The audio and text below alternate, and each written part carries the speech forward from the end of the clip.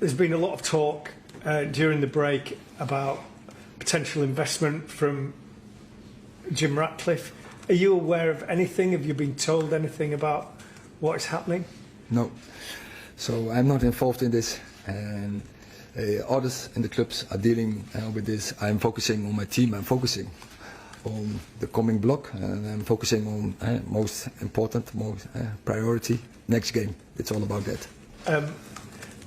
Someone who presumably is not going to be involved is Jadon Sancho. There's a lot of talk about him as well. Is there any change to his situation as far as you're concerned? I have everything said about it.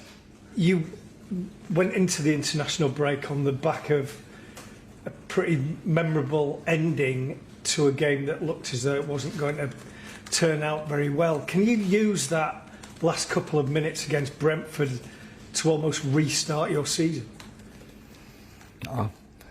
You can't restart, but what you can do is, what you see is there is a strong dressing room.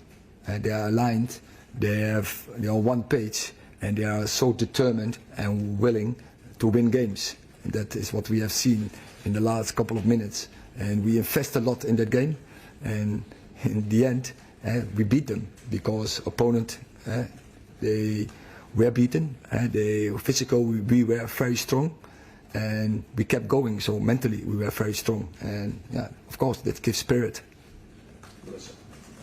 Eric, there's been a lot of criticism and noise around Andre Onana and his performances. You know what a strong personality he is. I just want to know, how's he been dealing with everything that's been happening, and how are you helping him through it? No, he knows, we know he will do much better. And yeah, as every player who's coming into the Premier League, you need integration period. But he has to step up. But yeah, so also big United keepers like Pieter Schmeichel, like David de Gea, also they started also not too good. And I think for Andre is that yeah, good to know, but so a little bit from the history. But yeah, we live now, we live in the future, and he have to make his future by giving better performances, and he will do, I'm sure. He already showed that so many times in big clubs like Barcelona. When he was young, Ajax, Inter Milan. He was in semi-final Champions League. He was in the final Champions League. He's a great player, and I'm sure he will give us performance, and I'm sure we will have a lot of joy of him. Harry Maguire is still the subject of boos and abuse. As a manager, how hard is that for you to take? I haven't heard it, not in England, not last game in us. I think everyone, as all the fans, were supportive for us in the game against Brentford and also the games before. I think we have a strong boundary with our fans, and so I don't think Harry is booed, and he doesn't also deserve it because his performance against Brentford was very good, and also I think for England was in particular was a very good performance. Yeah.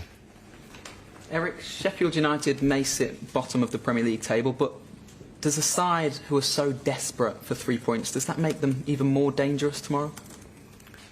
Every game, the Premier League is difficult, and you have seen, if you see their results, like against City, against Spurs, there were very narrow wins from both. So if you don't play your best football, you can have a problem. So it's up to us.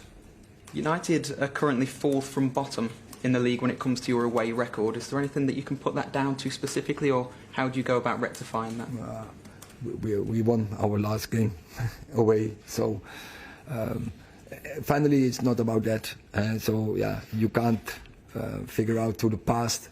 So I can also say we were last year 3rd in the league. We won a cup. We were in another final, but that was the past. We live in the future, and so we have to change the future, and we have to take control of the future.